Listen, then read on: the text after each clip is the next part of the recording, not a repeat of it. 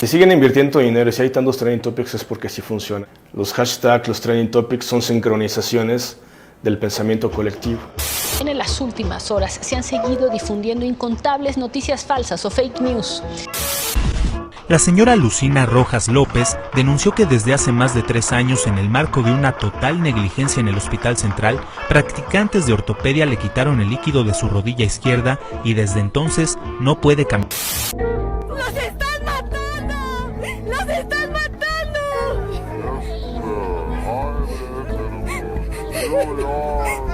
Cansados de que no les dieran informes sobre el estado de salud de sus familiares, un grupo de personas entró por la fuerza al Hospital General de las Américas en Ecatepec, Estado de México, registrándose un altercado. Compartan, vean, aquí los están matados a todos en las Américas.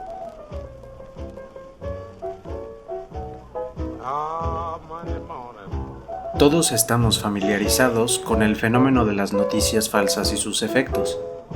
Pero, ¿se han preguntado por qué ocurren? ¿Qué clase de dinámicas se ocultan en sucesos como estos? En 1922, Walter Lippmann, uno de los más notorios escritores y periodistas estadounidenses, publicó su más famoso libro titulado La opinión pública. Interesado en saber cómo se configura la opinión de una sociedad, Lippmann descifró los engranes psicológicos y sociales que van desde la noticia falsa o el rumor hasta algún tipo de conducta violenta. Lippmann falleció sin conocer el Internet, y a pesar de no ser testigo de los estragos en redes sociales, estudió acontecimientos sociopolíticos en los que la diseminación de un rumor o una mentira provocaron consecuencias desafortunadas.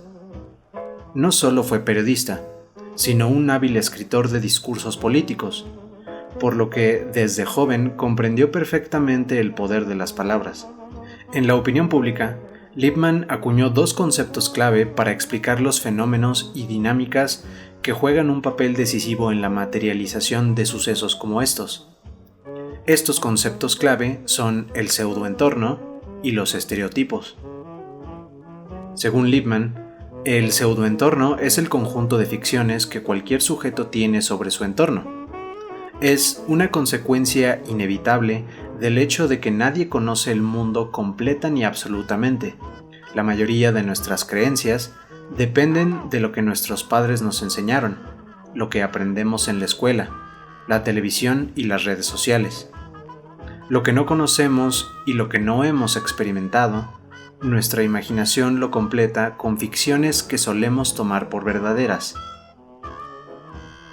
Lo relevante de esta noción es que muchas veces las personas actúan en su entorno motivados por estímulos del pseudoentorno. El segundo concepto clave es el estereotipo. Los estereotipos son la manera en que nos han enseñado a comprender la realidad.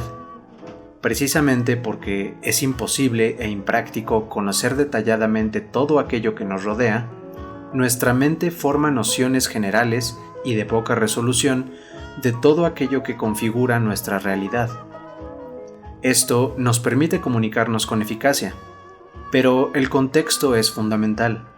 Por ejemplo, para los mexicanos, la palabra México evoca más o menos el mismo conjunto de ideas. Pero si le preguntamos a ciudadanos de otras naciones lo que piensan cuando oyen la palabra, seguramente concebirán diferentes ideas. Los estereotipos, sin embargo, no se configuran de manera consciente. La gran mayoría son aprendidos y heredados. Con esto en mente, los asuntos públicos y políticos no están exentos de estereotipos. La misma palabra político adquiere un sinnúmero de connotaciones, quizá algunas de ellas desagradables. Como ciudadanos, nos preocupamos por temas públicos, pero estamos inmersos en nuestras vidas privadas. El tiempo y la atención son elementos tan valiosos y limitados que terminamos por suponer la veracidad de muchas opiniones que escuchamos. La complejidad de los hechos mismos, aunado a las diferencias individuales, de clase, inteligencia, contexto social y educativo, entre otros, imposibilitan que la opinión pública sea un reflejo exacto de la realidad. La obra de Walter Lippmann podría considerarse desactualizada, pero lo que el autor describe arroja mucha luz sobre lo que sucede en nuestros tiempos. De hecho, me atrevo a afirmar que el problema descrito en la opinión pública sigue siendo el mismo en el presente. Para Lippmann, el problema era el siguiente: ¿cómo es posible que la ciudadanía pueda tomar decisiones sobre asuntos públicos si a veces ni los expertos entienden los problemas cabalmente? ¿Cómo podemos tomar decisiones informadas cuando muchas veces la información es falsa, o cuando menos sesgada? ¿Cómo podemos involucrarnos en cuestiones públicas si no alcanza el tiempo? La diferencia entre 1922 y el 2022 es que ahora la información viaja más rápido y en mayor volumen, pero el problema sigue siendo el mismo. De cierta forma, es como si estuviéramos dentro de una caverna en presencia de una puesta en escena. No es accidente que Lippmann comience su libro con la alegoría de la caverna de Platón. Los seres humanos no percibimos el mundo con imparcialidad. Nuestra percepción está llena de sesgos y prejuicios. Pero los estereotipos son mucho más que imágenes o nombres generales. Son una representación más o menos consistente del entorno al que nuestros hábitos, gustos y capacidades se han adaptado. Quizá los estereotipos no son una representación exacta de la realidad, pero son una representación de una realidad posible a la que nos hemos adaptado. En ese sentido, no es raro que cuando se pone en tela de juicio algún estereotipo, la gente normalmente se ofende, pues no solo son conceptos con los que ordenamos el mundo, son también una proyección de nuestro mundo interior y por lo tanto de nuestro valor. Por tal motivo, los estereotipos están íntimamente relacionados con nuestras emociones. Pero entonces, ¿cómo funciona la dinámica de las noticias falsas? ¿Cómo es que el pseudoentorno y los estereotipos están involucrados en reacciones que a veces pueden llegar a ser violentas? ¿Qué ocurre dentro de los seres humanos que la ficción puede llegar a pesar más que la realidad? Para que una persona o un grupo reaccione de manera adversa a alguna noticia, 3 cosas tienen que ocurrir. Primero, un evento toma lugar. Esto puede ir desde el inicio de una guerra, la elección de algún presidente, hasta la declaración de una emergencia sanitaria. Lo importante es que casi siempre el hecho produce ansiedad y estrés en los testigos. Lo que después ocurre es precisamente la creación de la ficción por parte de la imaginación. Finalmente, debido a la voluntad de creer lo que pensamos, emerge una reacción violenta, o cuando menos incómoda, ante la interpretación del suceso.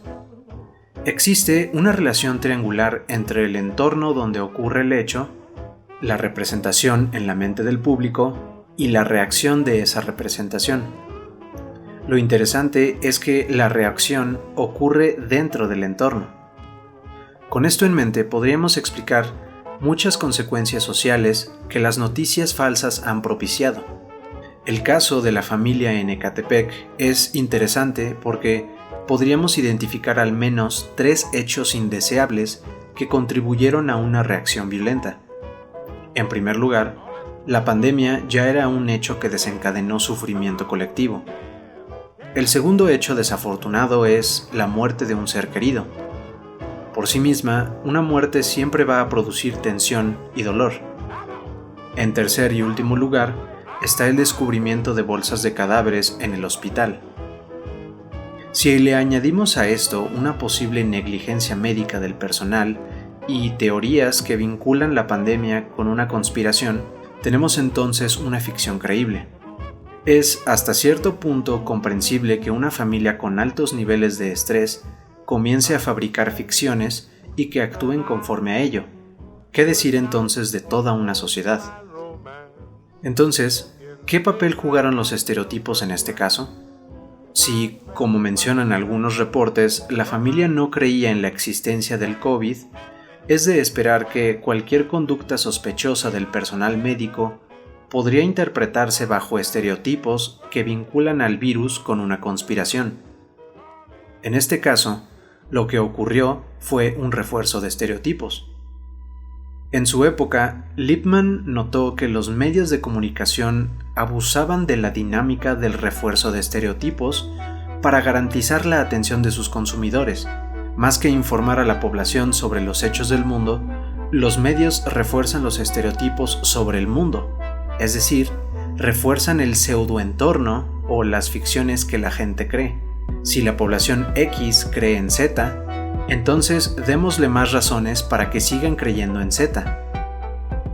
Si antes era necesario un cuerpo de investigadores para saber en qué creen los consumidores y cuáles son sus estereotipos, ahora son los algoritmos informáticos los que recaban esta información y son ellos mismos los que la promueven.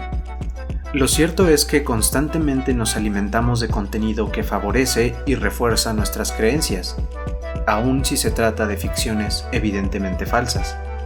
Los medios de comunicación son como extensiones de nuestros sentidos. Cualquier palabra, pensamiento o mensaje puede llegar a cualquier oído en cuestión de segundos.